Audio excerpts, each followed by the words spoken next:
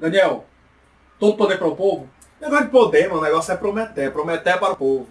Pão, Prometeia e circo. Sem nem de pão. Vinheta.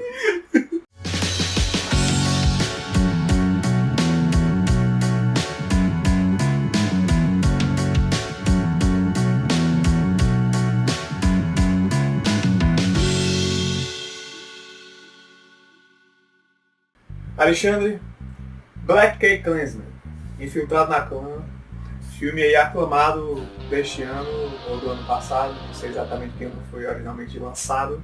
O que é que a gente sabe sobre Infiltrado na Clã? Bem, para começar, ele é dirigido pelo Spike Lee, que é um dos mais políticos e talentosos cineastas americanos da atualidade. Ele, desde o início, quando surgiu, ainda nos final dos anos 80, com Faça a Coisa Certa, ele já tinha uma pegada altamente explorando a questão racial americana. Ele vai desenvolver isso ao longo de toda a sua carreira, passando, por exemplo, a cinebiografia do Malcolm X e agora com Infiltrado na Clã, que talvez seja a sua mais bem realizada tentativa de explorar essas questões. Bom, mas o que é que o filme fala? Na verdade, ele conta a história de um oficial da Polícia Negro, né? Recém-admitido na Polícia do Colorado, que é o Ron Stallworth, né? Que é uma pessoa que está ali num momento crítico da sociedade, em que se está saindo do apartheid, nos anos 60, e chegando-se vagarosamente a políticas mais abertas para a inclusão do negro na sociedade, mas que ainda existe, apesar de não haver tantas leis segregacionistas explícitas, em que a sociedade ainda possui um grande preconceito com as pessoas afrodescendentes e as pessoas de cultura negra, dos guetos e tudo mais. Então é uma pessoa que vai sofrer muito preconceito dentro da força policial, que é majoritariamente formada por brancos. Até porque é uma força que historicamente nos Estados Unidos reprimia a população negra. Você tem que pensar que essas forças do Estado, tradicionalmente, são direcionadas justamente para impedir essa movimentação e agitação política. Isso já desde o início do século XX, a partir da toda a repressão que aconteceu com grupos anarquistas ou sindicalizados. Pois é, e aí a gente está no momento da história em que os ideais do Martin Luther King, do Malcolm X, por exemplo, que a gente já discutiu em outros vídeos, estavam muito em voga, em que a discussão sobre a libertação do povo negro, né, a liberação da população negra da opressão social estava em alta, né? E dentro disso, diversos tipos de discussões dentro desse mesmo escopo da libertação da população negra, né? Então você tem esse personagem Ron Stallworth, que é esse policial negro, que apesar de recém-chegar na polícia e de ainda estar tentando se envolver ali sem, digamos assim, chamar a atenção demais, né? Porque claramente ele poderia ser perseguido por outras pessoas, ele tenta ao mesmo tempo se fazer ali dentro e não mostrar fraqueza, mas pelo contrário, mostrar que ele, como representante da população negra, é capaz das mesmas coisas que os demais membros das forças policiais, né? É preciso situar que a história de Infiltrado na Clã é verídica. O filme ele faz algumas adaptações, mas o ensejo, o básico, realmente aconteceu. O Ron, o policial recém-ingresso nos anos 70, na Polícia Estadual de Colorado, e tem a sacada genial de se infiltrar na organização racista, a Ku Klux Klan. Pois é, e aí o filme mostra quando ele observa, lá nos primeiros dias dele pautado como detetive na polícia, já participando de algumas investigações em outros locais, ele verifica a existência de um anúncio bem discreto da Ku Klux Klan no jornal, né? E aí ele resolve ligar para ver qual é, falar com o pessoal lá, começa a falar coisas altamente racistas no telefone para que os caras fiquem interessados nele e queiram chamar ele para fazer parte da clã. E aguardo ansiosamente o seu telefonema.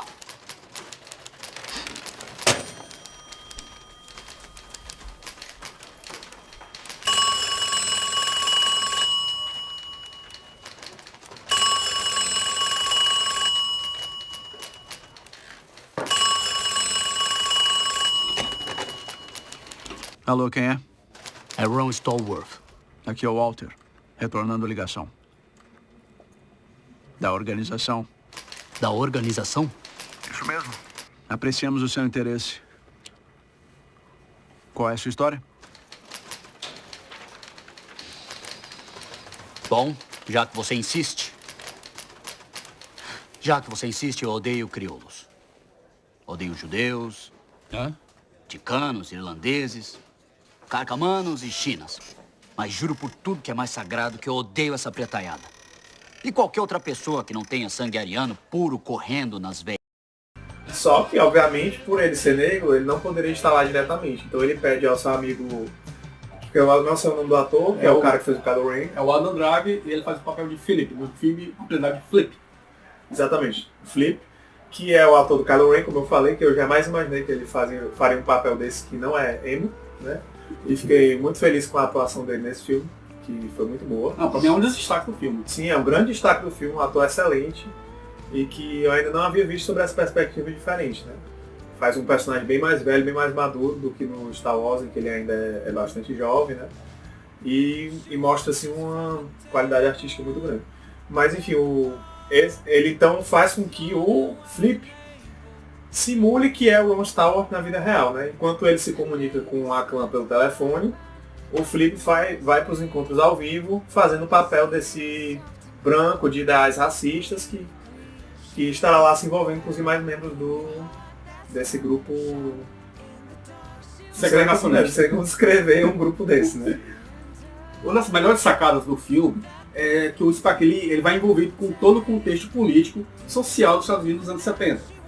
Você vê, por exemplo, a trilha sonora, que vai evocar clássicos da Blaxploitation, que é quando aparece cinema voltado ao público negro, que é inclusive referenciado em uma cena, quando ele, o Ron e a Patrice, que é o interesse romântico dele, começam a falar sobre filmes como Shaft e Superfly.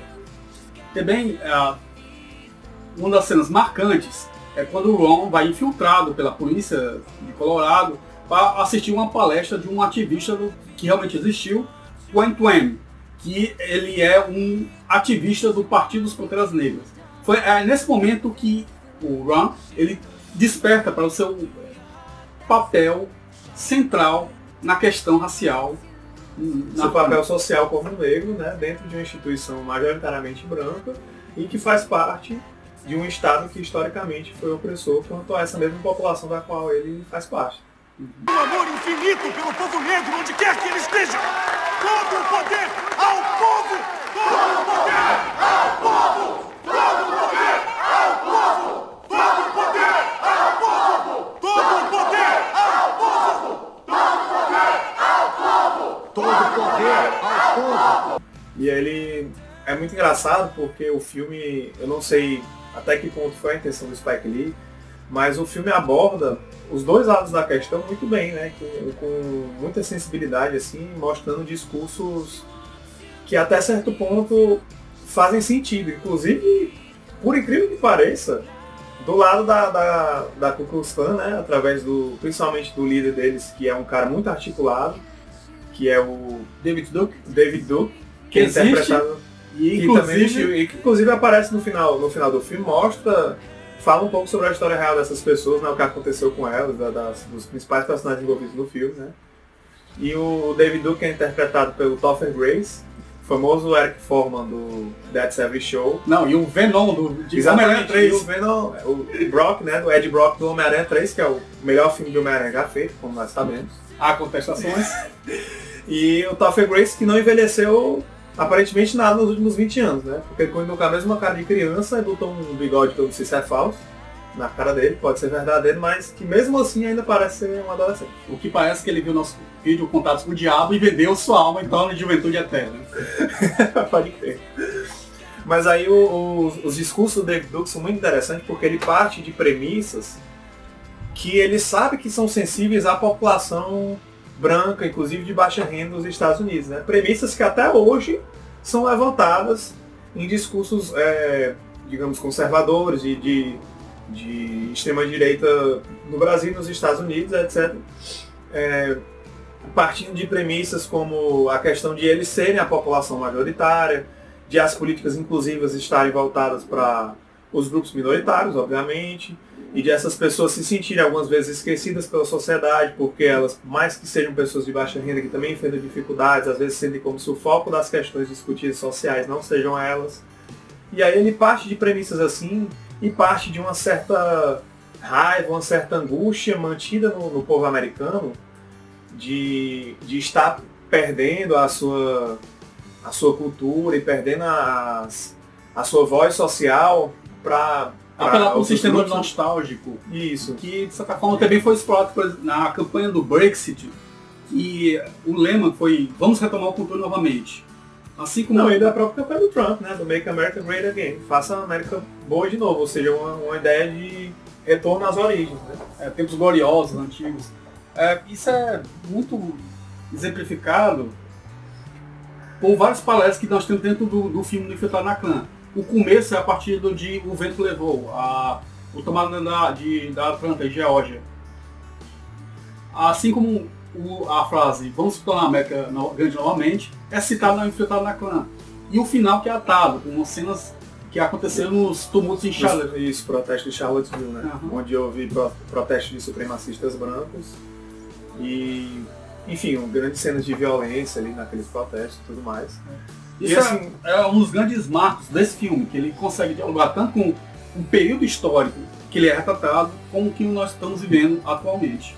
Pois é, e a gente, assim, não queremos com isso dizer que os atuais governos americanos, por exemplo, não sejam governos racistas, certo? Que sejam governos que desejam segregar de forma alguma. Mas o Spike Lee, ele tem uma sensibilidade, né, de acessar os acontecimentos políticos que têm ocorrido hoje inegavelmente e que a gente percebe na cultura americana e até mesmo na brasileira o resgate de discursos que não tinham tanta força, ou pelo menos tanta voz antigamente, né? E é isso que eu estava conversando com o Alexandre, justamente, que o resgate dessa nostalgia e o discurso que atinge a massa, que querendo ou não era massa, né? Não atingia só elites, mas atingia massas de pessoas brancas de diversas classes sociais, porque afinal a elite é uma minoria no sentido quantitativo, né?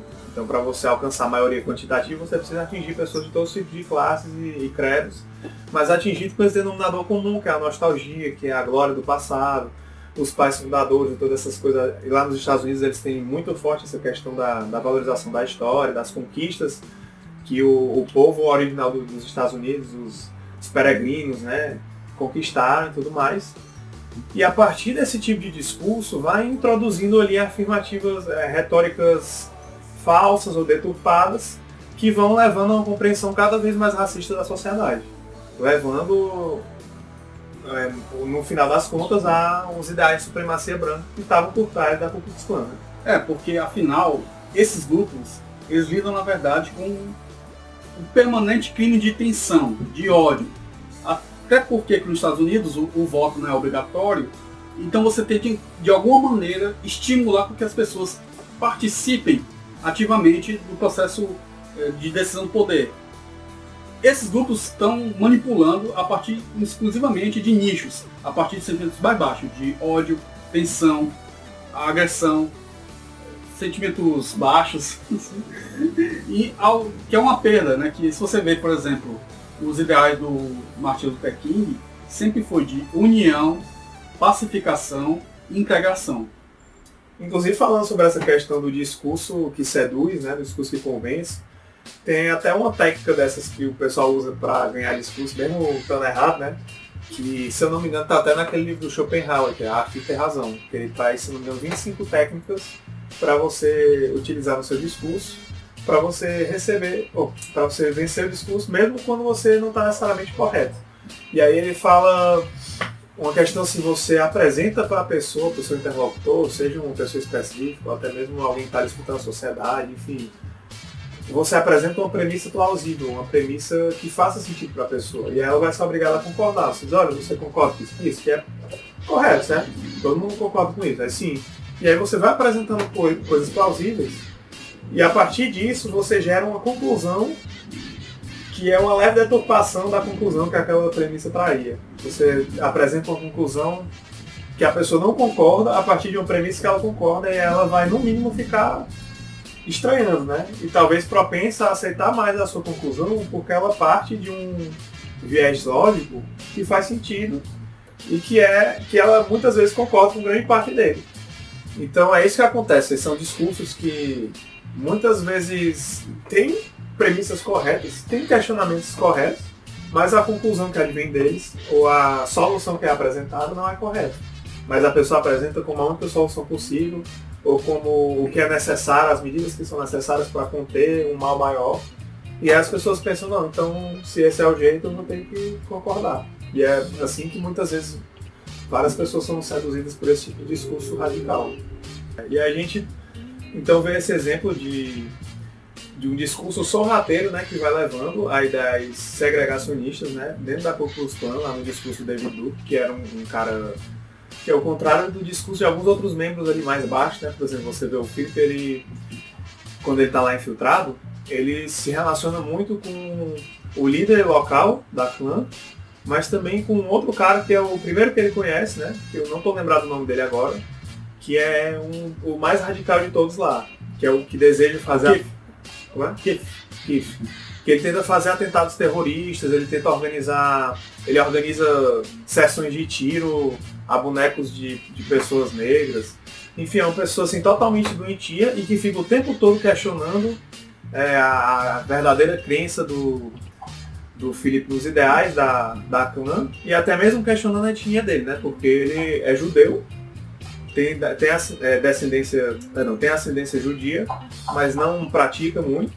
Mas ele começa a perceber o quão terrível aquilo é para a população negra, inclusive, e como essas pessoas se sentem quando ele está lá dentro e o cara começa a também destilar ódio aos judeus. E aí ele percebe como ele acabou afetando isso, como ele se afeta, como uma coisa que ele nem valorizava tanto, ele passa a pensar mais sobre a cultura judia, ele passa a se importar mais com a ancestralidade dele e a se ofender mais com as ameaças à cultura dele, ao povo dele, à etnia originária dele. Tu falou sobre o grupo da Ku Klux Klan que tem na cidade, e eu acho que uma das coisas mais inteligentes que tem é justamente não estigmatizar apenas como um bando de caipiras. Você tem um recorte que tenta explorar um pouco mais o que leva essas pessoas... Isso, você tem níveis, né? Você tem esse cara que é muito radical, e você tem outras pessoas que são mais moderadas, e como a gente falou, né, que elas vão seduzidas por esse discurso e acabam o arrasto fazendo parte, né, desses grupos. E justamente por causa do discurso que é muito bem feito e manipulado para acessar a todo tipo de pessoa, né? Que tem já enraizado em si alguma espécie de angústia, medo do diferente, né? Medo de perder aquilo que possui, ou a sociedade como ela é, naquilo que a agrada, né? E eu acho que é importante a gente lembrar, por exemplo, do outro lado do espectro, que é quando tem a palestra do ativista de Panteras Negras na cidade, que ele vai despertar um sentimento de identificação, mas não é exatamente voltado para o ódio, mas um sentimento de afirmação para que os negros entendam o seu papel dentro da sociedade americana e de se posicionar sobre essas questões. Isso, e falando nessa palestra é muito interessante, porque é justamente a primeira palestra acontece logo no começo do filme, né, do Quando Tudo, em que o Long vai se infiltrar, e ele começa a assistir e você vê que ele fica interessado, ele fica intrigado com o discurso do cara, porque é um discurso, em geral, muito positivo. É um discurso que fala sobre a união da população negra contra aquilo que eles estão sofrendo, contra o racismo estrutural que está acontecendo na sociedade. E então ele começa a ficar interessado e a ficar tentando compreender aquela situação e o porquê daquele discurso, porque é um discurso, muitas vezes a gente estava também conversando hoje mais cedo com o Alexandre, que a gente tem hoje tentativas de, por exemplo, dia do orgulho hétero, dia do orgulho branco, essas coisas, em contraponto aos dias voltados à celebração da cultura minoritária, né? Por exemplo, o dia do orgulho negro. Então, por que a gente tem isso hoje? Porque são pessoas, não necessariamente pessoas que são racistas, mas pessoas que também acredito que compartilham muitas vezes desse mesmo sentimento de que elas não são valorizadas, ou não, apesar de ser uma maioria populacional, muitas vezes, da mesma forma que esses grupos minoritários, que acreditam que precisam se autoafirmar dessa forma, só que a autoafirmação desses grupos e a busca de afirmação externa, né, através desse tipo de política de afirmação, ainda que seja simbólica, é justamente por conta de eles não terem sido afirmados no passado, de eles terem sido rechaçados no passado. É justamente uma tentativa de demonstrar para a sociedade a importância deles e da existência deles dentro do espectro macro do nosso convívio social. Então, enquanto nos Estados Unidos, até muito mais que no Brasil, que é um país historicamente miscigenado, né? Mas nos Estados Unidos, que a gente tem um país de origem branca, que veio da Europa, né? Fundar uma nova nação, com preceitos muito bem definidos, e que depois se tornou miscigenado posteriormente, né? E ainda assim, não da mesma forma tão, digamos, dizer bagunçada do Brasil, mas não é que seja uma bagunça, né? Mas não de forma tão visível quanto o Brasil, né, que é uma grande mistura de raças. Os Estados Unidos historicamente foi dividido, porque ele foi feito de um grupo específico de pessoas que depois passou a receber outros grupos, não necessariamente bem acolhidos. Né? Não, e daí eu acho que é um dos grandes momentos, por exemplo, dessa mesma palestra, é quando ele vai falar sobre Tarzan. O Tarzan é um homem branco que ensina os negros como devem ser tratados, né? Que ele vai falar sobre uma questão muito importante nos dias de hoje, que é a representatividade. A gente falou um pouco sobre o Infiltrado na Clã, mas também esse foi um momento muito importante que um filme que existe, como por exemplo o Pantera Negra, que é um herói negro, africano, soberano, e que na verdade ele faz parte, em vez de precisar de ajuda do mundo ocidentalizado, do mundo ocidental. Ele é uma iniciativa dele levar uma nova alternativa ainda melhor para o mundo. A discussão que a gente fez em outro vídeo, eu não lembro o nome do vídeo, mas o vídeo em que a gente menciona o Pantera Negra e a gente fala justamente isso, que a discussão dele com o primo dele lá, o Monger, é justamente essa, se ele ajuda o mundo ocidental ou se ele se revolta contra o mundo ocidental pelo que já perpetrou contra a população da etnia dele no passado. Né? E ele escolhe, não, nós vamos estender a mão, assim como nós gostaríamos que tivéssemos estendido. Né? E quando a gente olha para o discurso do Kwame Ture lá no filme, ele começa com esse sentimento de união da população negra, como eu falei, é importante, porque ela necessita dessa afirmação dentro da sociedade, e ela necessita buscar a sua própria união para que uns possam se auxiliar por conta de sua etnia, independente de outros traços diferenciadores ou aproximadores, diante da opressão sistemática contra aquela etnia por outra etnia. Agora, é engraçado porque você começa a ver resquícios de ideologia segregacionista também lá no próprio discurso, né? Quando ele começa a, no final, defender uma rebeldia contra o próprio governo, quando ele começa a falar em revolução armada, quando ele começa a falar em coisas um pouco mais perigosas para o funcionamento da sociedade. Esse eu acho que é uma sensibilidade do Spike Lee de não abrandar o discurso histórico dos Panteras Negras. Os Panteras Negras têm uma história incrível, muito interessante, que a gente deveria abordar mais, mas eles também têm um lado ainda problemático que é importante ver hoje contextualizado. Uma dessas questões é a questão da luta armada, a revolução armada, de pegar em armas para defender os ideais. Isso é uma coisa que sempre deve ser visto com muito cuidado. Pois é, e aí uma coisa que me marcou muito nesse filme foi, que eu acho que é mais uma vez uma sensibilidade do Spike Lee, né? Que foi mostrar que, por mais que um lado que a gente vá já esperando, a Ku Klux Klan vai ser o lado dos vilões, então o outro lado que tiver contra ele vai ser o lado bonzinho, legal e tudo, mas ele não é assim preto no branco, né? Foi. Mas ele não é assim tão maniqueísta. Categórico, isso não é maniqueísta. Pelo contrário, ele mostra que existe uma zona cinzenta como existe no mundo real. Né? Afinal, é uma história real. É uma história baseada em pessoas que realmente existiram, em grupos que realmente existiram. Então, tem uma parte interessante que ele mostra lá todo um discurso racista lá dentro da Ku Klux Klan, e no final eles ficam gritando White Power, né? Poder branco. E aí, em seguida, ele corta para um discurso de um senhor falando sobre a experiência dele na luta pela causa negra, né? Lá já com um grupo de resistência negra. E ele termina falando Black Power, poder negro. E aí eles vão e ficam gritando isso. E aí o espectador, claro, não acredito que seja a mesma coisa, né? Não acredito que os dois grupos tenham as mesmas intenções e que esse grupo tivesse os mesmos ideais terríveis que a Ku Klux Klan. Mas ele dá um pequeno alerta, o Spike Lee, ele disse, olha, eles estão lutando por uma causa nobre. Mas não se deve esquecer que a gente não pode se tornar como nosso inimigo, né? Que a gente não pode esperar que porque nós temos uma justificativa para a nossa raiva, que ela se transforme em ódio e segregação da mesma forma que se transformou para eles. Né? Pois é como aquela frase do Nietzsche, né? Aquele que luta contra monstros deve acautelar-se para não se tornar um monstro. Exatamente.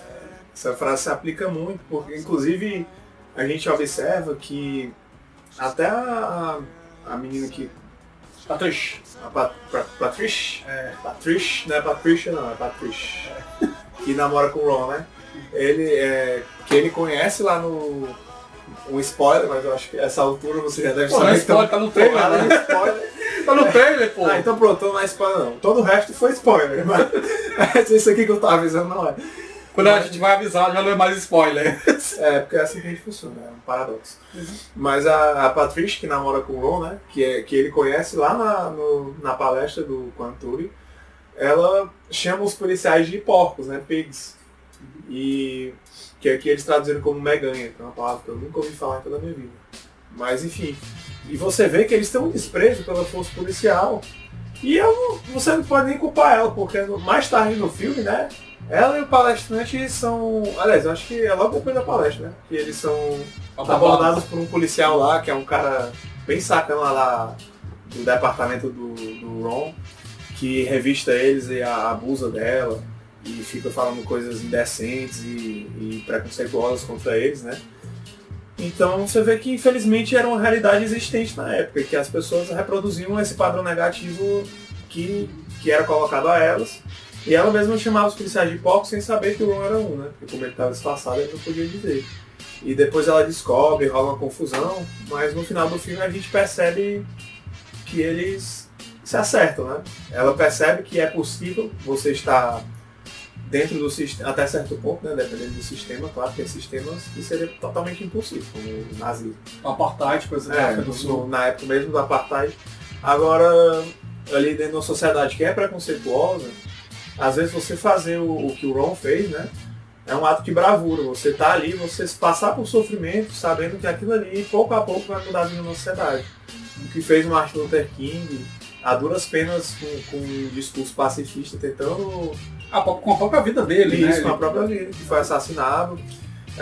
Tem uma série também muito boa, que é o Brooklyn Nine-Nine, em que o Capitão Holt, que é um dos personagens principais ali, que é o capitão do distrito policial lá deles, do distrito 99, é um policial negro e homossexual que sofreu imensamente nos anos 80, né, quando entrou na polícia, por conta dessas condições dele, que passou por intenso preconceito, mas permaneceu na força policial, e ali ele criou uma abertura e um precedente para que novas pessoas fizessem isso, para que a sociedade começasse a aceitar, porque ia ter que aceitar porque ele estava lá.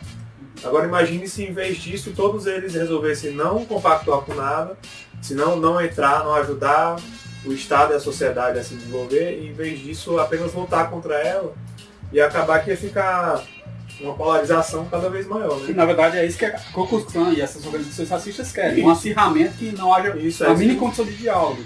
É isso que eles desejam. O discurso deles, embora às vezes tentasse parecer moderado, né, para atrair mais pessoas, mas a ideia final era fazer com que elas casualmente, pouco a pouco, fossem ficando cada vez mais segregacionistas, justamente para que apenas a ideologia deles reinasse, e não que houvesse uma coexistência de ideias ou de pessoas diferentes, mas um conflito. Mas é engraçado, tu falou sobre esse dilema de um policial negro, de uma força policial.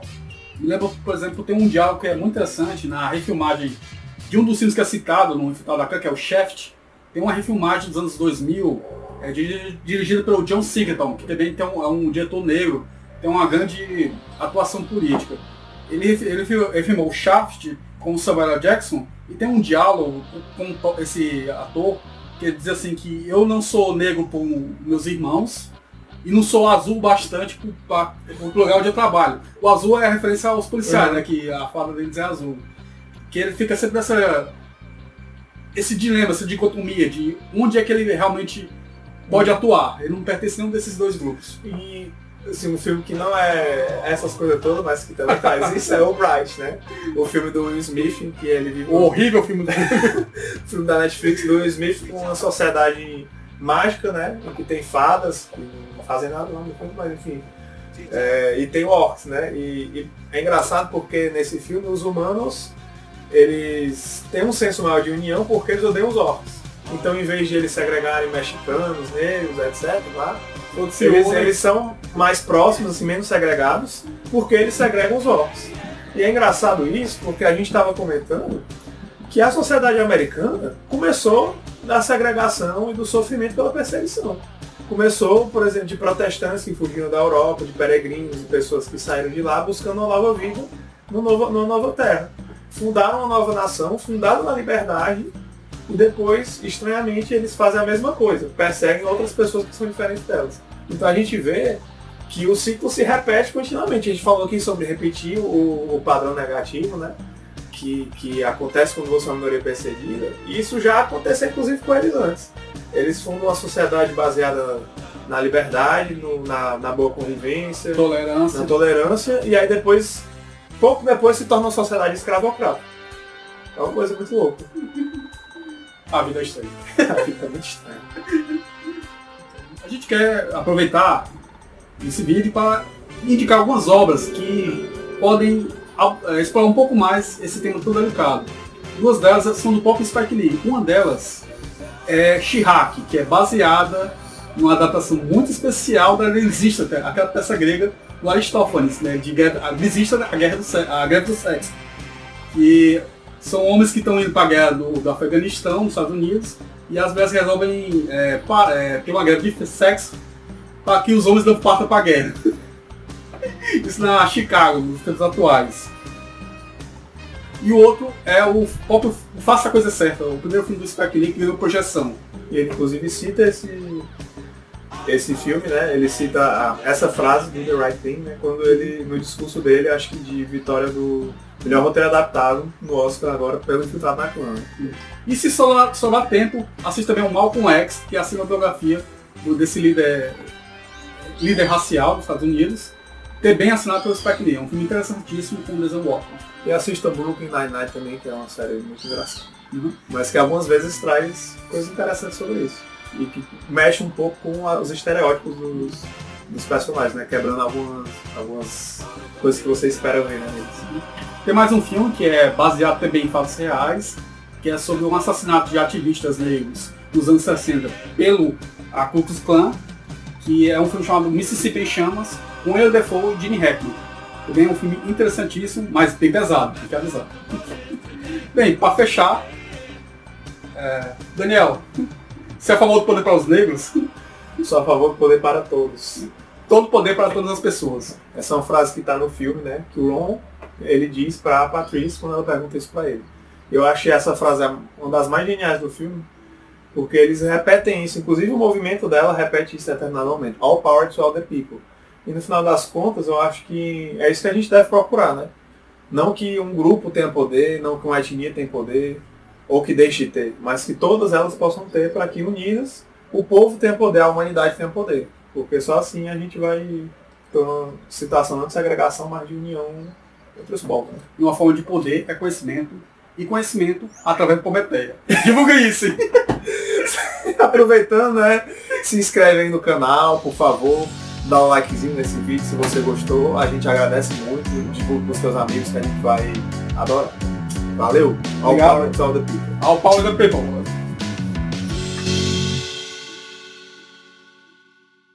Sobre essa questão de fazer um discurso que seduz, né? Tem até uma técnica de discurso daquelas para você ganhar, mesmo se você não tiver razão, né?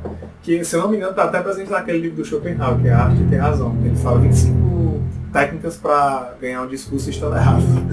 E uma das coisas é você apresentar uma premissa plausível, uma premissa que faça sentido, para que você faça com que a outra pessoa, o seu interlocutor, seja ele uma pessoa, a sociedade, que está ouvindo, possa ser...